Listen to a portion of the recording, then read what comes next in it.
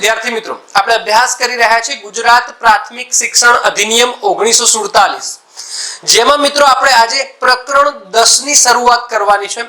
ગયા વિડિયોમાં આપણે પ્રકરણ 9 જેનું નામ હતું નિયંત્રણ એ પૂર્ણ કર્યું। મિત્રો પ્રકરણ 10 માં માત્ર ને માત્ર બે જ કલમ છે, 58 અને 59। મિત્રો પ્રકરણ 10 નું નામ છે પ્રાથમિક શિક્ષણ બોર્ડ। જેવી રીતે મિત્રો જિલ્લાનું જિલ્લા શિક્ષણ બોર્ડ હતું, અધિકૃત નગરપાલિકાનું એ પ્રમાણેનું બોર્ડ હતું, એવી જ રીતે સમગ્ર રાજ્યનું એક શિક્ષણ બોર્ડ હશે। તો મિત્રો આ પ્રકરણ એક ખૂબ જ મહત્વનું છે, કારણ કે આખા રાજ્યનું શિક્ષણ બોર્ડ છે મિત્રો। તો આ પહેલા સમજી લેજો કે કલમ કેટલી છે, માત્ર ને માત્ર બે છે, કલમ 58 પછી મિત્રો કલમ 59। હા, એક પેટા કલમ છે 59 ક। મિત્રો યાદ રાખજો કે આ પ્રકરણનું નામ છે પ્રાથમિક શિક્ષણ બોર્ડ। તો ઓબ્વિયસલી છે કે પહેલી કલમ હશે કે પ્રાથમિક શિક્ષણ બોર્ડની બોર્ડની રચના બાબત, એની રચના, એના સભ્યો કેટલા હશે, એના સભ્યોની લાયકાત કેટલી હશે, એ સભ્યોની મુદત કેટલી હશે, એ સભ્યોની સત્તા કેટલી હશે, એની ફરજો કેટલી હશે, એ બધું અહીં મિત્રો 59 માં સત્તા અને ફરજો, જે સત્તા અને ફરજો એટલે કે આ બોર્ડમાં જે સભ્યો છે એની સત્તા અને ફરજો કઈ હશે।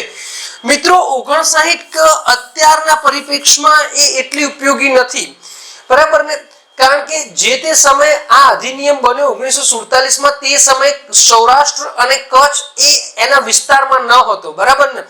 એટલે મિત્રો આ સંક્રમણીય જે છે એ વિસ્તાર માટેની છે, એટલે આ સમજી જ લઈશું, પણ આ અત્યારની પરિપ્રેક્ષ્યમાં એટલી, કારણ કે આખું બોર્ડ છે એ સમગ્ર ગુજરાતમાં લાગુ પડે છે, સમગ્ર ગુજરાત એટલે કે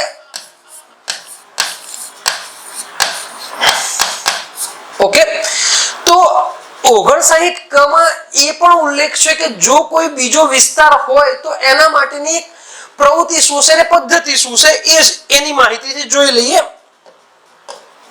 તો મિત્રો વન બાય વન સમજી લઈએ કે પહેલા સમજવાનું છે કલમ 58 પ્રાથમિક શિક્ષણ બોર્ડની રચના।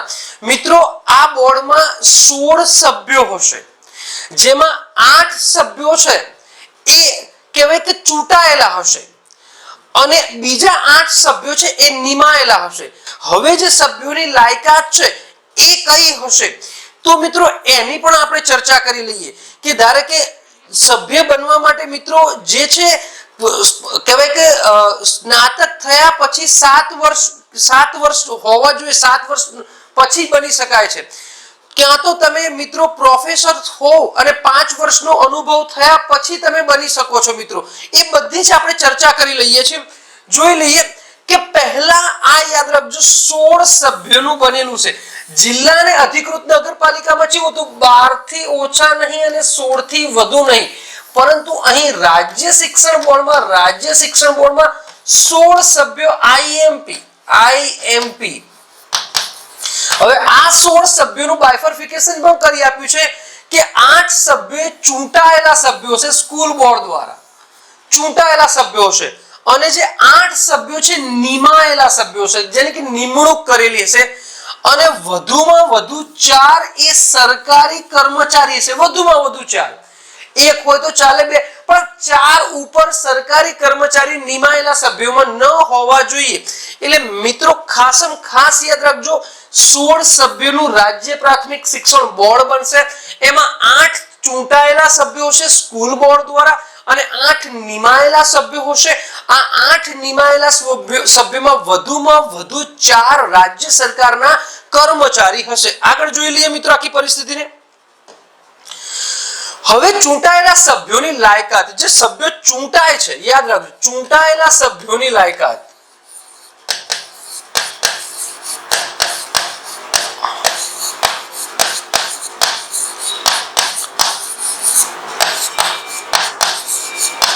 કારણ કે નિમાયેલા તો એ સરકાર નિમવાની છે, તો આ વર્ષ લખેલું છે, આ ગાળો છે વર્ષ, યાદ રાખવાનું, બરાબર ને, વર્ષ, આ વર્ષ છે, ખાસ યાદ રાખજો વર્ષ. હવે જે સભ્યો ચૂંટાય છે એની લાયકાત સ્નાતક એટલે કે કોલેજ પૂર્ણ કર્યા પછી 7 વર્ષ, સમજે, લીધાને 7 વર્ષ થાય પછી એ ચૂંટાઈ શકે. અધરવાઇઝ કોઈ કોલેજમાં પ્રોફેસર હોય તો એ પ્રોફેસરને 5 વર્ષનો અનુભવ હોવો જોઈએ. કેટલા વર્ષનો અનુભવ હોવો જોઈએ? 5 વર્ષનો. અધરવાઇઝ કોઈ માન્ય શાળા એટલે કે સરકાર કહેવાય કે 40 ક પ્રમાણે ખાનગી માન્ય શાળા હોય તો ચાલે. માન્ય શાળામાં 10 વર્ષનો અનુભવ, પણ કયો? હેડ માસ્ટર એટલે કે આચાર્યનો અનુભવ, આચાર્ય. એટલે અહીં મિત્રો આપણને એક વસ્તુ સાબિત 100% થઈ કે તમારે એક તો સ્નાતક થયેલા હોય, સ્નાતક, તો તમારે સ્નાતક થયા પછી 7 વર્ષ પછી તમે સભ્ય થવાને લાયક છો. જો તમે પ્રોફેસર હો, પ્રોફેસર, તો પ્રોફેસરના 5 વર્ષ અનુભવ જોઈએ જ, પછી જ તમે સભ્ય. તમે હેડ માસ્ટર એટલે કે આચાર્ય, બરાબર, હેડ માસ્ટર એટલે કે આચાર્ય, આચાર્ય કોઈ પણ માન્ય શાળા, સરકાર દ્વારા માન્ય કરેલી માન્ય શાળામાં 10 વર્ષનો અનુભવ હોવો જોઈએ. તમે જો સૌથી ઓછો કહેવાય કે અનુભવ તો કહેવાય પ્રોફેસર માટે છે 5 વર્ષનો, પરંતુ સમયગાળો જોવા જઈએ વર્ષનો તો સ્નાતક થયા પછી 7 વર્ષનો સમયગાળો રાખ્યો છે, બરાબર ને, કે પછી તમે સભ્ય બની શકો. અને હેડ માસ્ટર, માન્ય શાળાના હેડ માસ્ટર છે એ 10 વર્ષનો અનુભવ હોવો જોઈએ. આ ચૂંટાયેલા સભ્યોની વાત છે, ચૂંટાયેલા સભ્યોની લાયકાતની વાત છે. મોસ્ટ આઈએમપી મિત્રો આ પ્રકરણમાંથી સૌથી વધુ પ્રશ્નો પૂછાયેલા છે, બીકોઝ ઓફ આ રાજ્યનું શિક્ષણ બોર્ડ છે. કોઈ કર્મચારીને રાજ્યના શિક્ષણ બોર્ડ વિશે ખબર હોવી જ જોઈએ. આગળ વધીએ છીએ મિત્રો. હવે પ્રશ્ન છે કે બોર્ડનું નેતૃત્વ કોણ કરશે? તો કોઈકને પ્રમુખ બનાવવો પડશે, કોઈકને સેક્રેટરી બનાવવો પડશે. તો જોઈ લઈએ. પ્રમુખ, સભ્યોમાંથી ચૂંટાયેલ પ્રમુખ કોણ હશે? કે જે સભ્યો હોય એમાંથી ચૂંટાય. હોદ્દાની મુદત બોર્ડની જેટલી છે, એટલે બોર્ડની મુદત મિત્રો 3 વર્ષની હોય છે. બોર્ડની મુદત યાદ રાખજો. એટલે એ હોદ્દાની મુદત કેટલી હશે? તો 3 વર્ષ. કેટલી? 3 વર્ષ. અને આ પ્રમુખ કોણ છે? તો ચૂંટાયેલ માંથી, બરાબર ને. હવે સેક્રેટરી, સેક્રેટરી વસ્તુ છે ને એ રાજ્ય સરકાર નિમણૂક કરશે, બરાબર ને, કે જે રાજ્ય સરકાર જેટલા 8 નિમતા હતા ને એમાંથી હશે. શિક્ષણ વિભાગનો સભ્ય, બરાબર ને, અહીં શિક્ષણ વિભાગનો સભ્ય. અહીં હોદ્દાની મુદત એટલી જ હશે, પરંતુ એકચ્યુઅલી સરકાર દ્વારા નિમણૂક થાય છે એટલે શિક્ષણ વિભાગનો સભ્ય હશે, બરાબર ને, સેક્રેટરી. યાદ રાખજો. પણ સર્વોચ્ચ કે પ્રમુખ કોણ છે? તો ચૂંટાયેલામાંથી જે હોય એમાંથી. એની મુદત કેટલી? 3 વર્ષની હશે, 3 વર્ષની. બોર્ડ જેટલા વર્ષનું હોય એટલે, બરાબર ને. પણ અહીં શિક્ષણ વિભાગનો સભ્ય હશે સેક્રેટરી, સરકાર દ્વારા નિમણૂક પામેલો છે. આગળ જોઈ લઈએ મિત્રો. હવે બોર્ડની મુદત અને સાતત્ય. પહેલું સમજી લો કે 3 વર્ષની બોર્ડની મુદત હોય, આઈએમપી. આ ખાસ યાદ રાખવાનું. બોર્ડની મુદત કેટલા? 3 વર્ષ પછી આપોઆપ બોર્ડ વિખરાઈ જાય છે અને નવું બોર્ડ રચાય છે. નવું જે 8 સરકારે કહેવાય કે ચૂંટીને આવે છે અને 8 સરકાર નિમણૂક કરે છે, બરાબર ને. ત્યાં સુધી જ્યાં સુધી નવા સભ્યો ના આવે, અથવા તો બરાબર ત્યાં સુધી રહે છે કે જ્યાં સુધી નવા સભ્યો ના આવે, બરાબર ને. હવે 3 વર્ષ પછી તો થઈ જશે, પરંતુ કોઈ સભ્ય 2 વર્ષ પછી રાજીનામું આપી દેતો તો એની ચૂંટણી થાય, બરાબર. પણ જ્યાં સુધી નવા સભ્યો ના આવે ત્યાં સુધી. આગળ વધીએ. રાજીનામું અને ખાલી જગ્યા. તમારે કોઈ સભ્યને રાજીનામું આપવું હોય તો કઈ રીતના આપી શકે? તો પહેલું શબ્દ જુઓ. પહેલું, પ્રમુખને લેખિત નોટિસ જાય, આપવી પડે, લેખિત નોટિસ. હવે ધારો કે હું સભ્ય તરીકે સ્વેચ્છાએ રાજીનામું આપવાનું, જેવી નોટિસ મળે તરત જ અમલ, એટલે કે બેઠક ખાલી થઈ જાય, રાજીનામું તરત થઈ જાય, રાજીનામું, બરાબર. નોટિસ મળે એટલે ખાલી થઈ જાય. બાકીની મુદત માટે નવી ચૂંટણી કે નિમણૂક થાય. હવે ચૂંટણી કે નિમણૂક, કારણ કે જે પેલા 8 સભ્યોમાંથી હોય નિમાયેલા તો નિમણૂક થાય. પેલા 8 ચૂંટાયેલા સભ્યો હોય તો નવી ચૂંટણી થાય. પરંતુ રાજીનામું કોને આપશે? પ્રમુખને આપશે. પ્રમુખ. અહીં તમે મિત્રો યાદ રાખજો સેક્રેટરી ના લખી દે તો સેક્રેટરી, કારણ કે રાજીનામું તમારે પ્રમુખને જ આપવાનું છે, સેક્રેટરીને નહીં. બરાબર? અને જેવું પ્રમુખને રાજીનામું મળે તરત જ એ સીટ ખાલી થઈ જાય છે. બરાબર? સભ્યપદ લાગ લગટ મંજૂરી સિવાય, બરાબર ને, જો એ મીટિંગમાં ગેરહાજર રહે તો પણ એનું સભ્યપદ જતું રહે, જેવી રીતે જિલ્લા સ્કૂલ બોર્ડમાં હતું એ રીતના. બરાબર? આપમેળે 3 લાગ લગાટ ગેરહાજરી પરવાનગી વિના. અહીં મહત્વનું છે પરવાનગી વિના. જો પરવાનગી લઈ લે તો કોઈ પ્રશ્ન નથી. બીજું, કાર્યવાહી દ્વારા. હવે કોઈ એવો સભ્ય હોય કે જે અસમર્થતા હોય, એને કંઈક ગેરલાયક કરેલું હોય, બરાબર, તો જો ગેરવર્તણૂક અથવા અસમર્થતા કોણ હટાવી શકે? એક તો જે પેલા 8 છે એને રાજ્ય સરકાર પણ હટાવી શકે, રાજ્ય સરકાર. અને અથવા 2/3 બહુમતીથી ઠરાવ, જે 16 સભ્યોનો છે એમાં 2/3 ઠરાવ. એટલે કે મિત્રો બે ઓપ્શન છે, રાજ્ય સરકાર જોડે પાવર્સ છે અને હટાવવા માટે 2/3 બહુમતીથી એનો ઠરાવ પસાર કરવો પડે. ખાસ નોંધ, બચાવની તક આપવી ફરજિયાત છે. હવે પ્રશ્ન એ છે કે કોઈ પણ સભ્યને જ્યારે હટાવવો હોય અથવા એના ઉપર 2/3 બહુમતી ઠરાવ પસાર કરવો તો એને બચાવની તક આપવી પડે.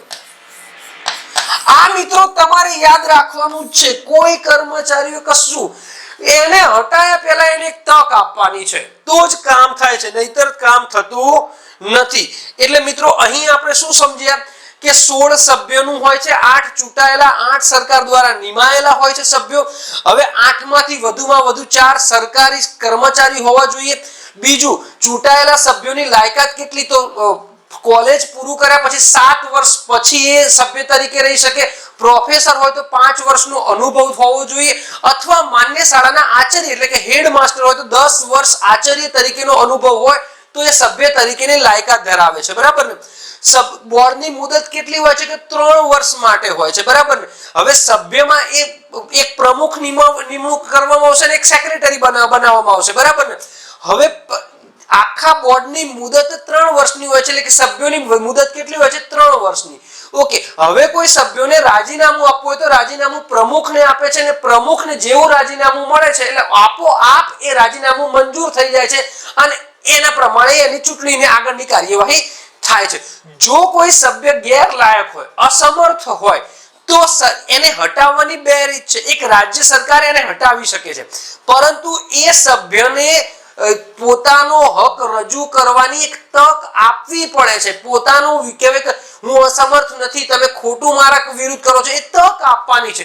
બીજું કે એ સભ્યો છે 16 સભ્યોમાંથી 2/3 બહુમતીથી ઠરાવ પસાર થાય તો એ સભ્ય આપોઆપ ગેરલાયક ઠરે છે. બરાબર? ઓકે. આગળ વધીએ મિત્રો. હવે કલમ 59 સત્તા અને ફરજો. મિત્રો આ ગુજરાતનું જવાબદારી પૂર્ણ બોર્ડ છે. આ બોર્ડની જવાબદારી એક ખૂબ જ છે, કારણ કે આ બોર્ડ જે ફરજો નિભાવે છે, જે સત્તા, એ સીધું રિલેટેડ ઓફ ગુજરાતના બાબતે જે તે રાજ્યના બાળકોના શિક્ષણ સાથે સંકળાયેલું છે. એટલે સંગઠન અને વિસ્તરણ, પ્રાથમિક શિક્ષણનો ફેલાવો કરવાની એમની જવાબદારી છે. યોજનાઓની તપાસ, જે પણ યોજના છે, તમે જો એક સેક્રેટરી છે, 4 તો કહેવાય કે સરકારના નિમાયેલા કર્મચારી છે. પછી તમે આ બધાના અનુભવ જુઓ કે ભાઈ કોલેજ પૂર્ણ થયા પછી 7 વર્ષ પછી મિત્રો સભ્ય, પછી પ્રોફેસર બી હોઈ શકે. એટલે એમને શિક્ષણના કહેવાય કે જે વ્યક્તિઓ છે એને શિક્ષણ પદ્ધતિના સમન્વય માટે શિક્ષણની તપાસ, યોજનાઓની તપાસ કરવાની છે. સરકારને સલાહ આપવાની છે પ્રાથમિક શિક્ષણની બાબતો પર. પ્રાથમિક શિક્ષણની બાબતો પર એ સરકારને સરકાર એ સલાહ માનવા માટે બંધાયેલી નથી. સરકારને યોગ્ય લાગે તો આગળ વધે છે, ન યોગ્ય લાગે તો નથી. બાબા, સરકાર એ માય બાપ છે. સરકાર જોડે સંપૂર્ણ સત્તા છે, પણ આ એમની સત્તા અને ફરજો છે. મિત્રો આ ખાસ યાદ રાખજો. તમને મિત્રો આ પ્રકરણની કલમો સૌથી વધુ પૂછશે. કલમ 58 માં નીચેનામાંથી કઈ વિગત છે? તો પ્રાથમિક શિક્ષણ બોર્ડની રચના. કલમ 59 માં શું છે? તો બોર્ડના સભ્યોની સત્તા અને ફરજો.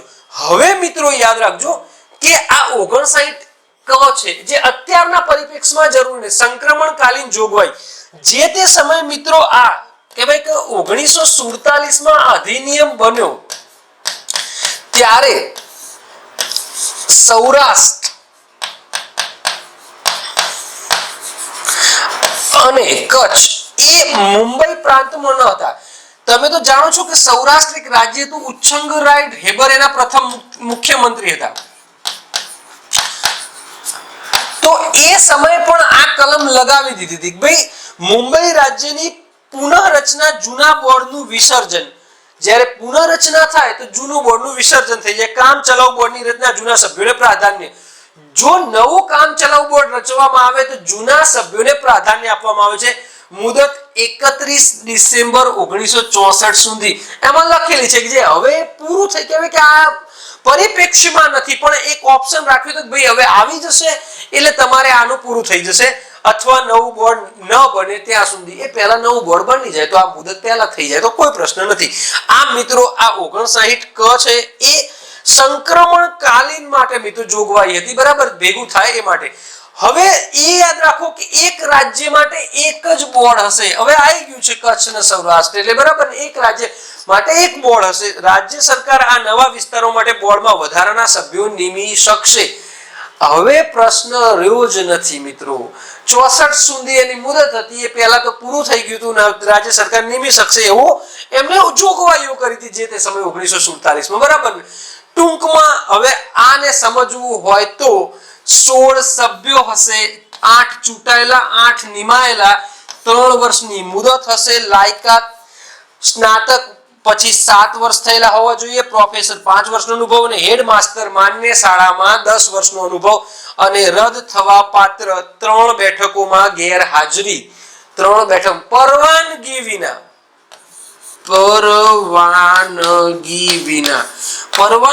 વિના 3 બેઠકોમાં સતત ગેરહાજર રહે તો એ સભ્ય પોતાનું સ્થાન ગુમાવી દે છે મિત્રો. તો અહીં પ્રકરણ 10 પૂર્ણ થઈ ગયું મિત્રો. પ્રકરણ 10 એ સૌથી કહેવાય કે સમજણયુક્ત છે, નાનું છે અને એ મિત્રો આ પ્રકરણ સૌથી વધુ પૂછાય છે પરીક્ષામાં. તો હવે પછી આપણે પ્રકરણ સમજશું પ્રકરણ 11મું અને લાસ્ટ પ્રકરણ કલમ 60 થી લઈને 71 સુધી, જેમાં મિત્રો અમુક જ કલમો ઉપયોગી છે તમારી પરીક્ષા બાબતે હું કહી દઈશ. મળીએ છીએ નેક્સ્ટ વિડિયો સાથે, ત્યાં સુધી બાય બાય.